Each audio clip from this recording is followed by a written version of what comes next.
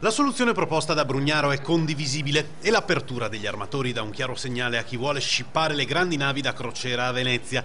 L'assessore al turismo della regione Veneto Federico Caner sta con il primo cittadino, giusto far pagare le grandi navi che vogliono attraccare in marittima. Ovviamente noi come Regione Veneto non siamo assolutamente d'accordo sul fatto di spostare le navi a Trieste, tutti vogliono venire a Venezia e questo è importante anche per noi a livello di turismo veneto perché è un hub di entrata fondamentale che poi serve a noi non solo per far visitare ai turisti Venezia ma per portarli anche a vedere il resto del Veneto, quindi il passaggio delle grandi navi è fondamentale, certo che un conto è passare nel bacino di San Marco a stretta vicinanza degli edifici o delle fondamenta, altra cosa è farli entrare nella laguna con percorsi che siano meno impattanti. Nel frattempo c'è molta preoccupazione sul fronte dei tagli che Roma imporrà sul comparto turistico regionale. A Palazzo Balbi parlano di scippo, si resterà senza competenze e risorse. È una cosa scandalosa ciò che sta avvenendo a livello nazionale. Renzi si sta finanziando la sua campagna elettorale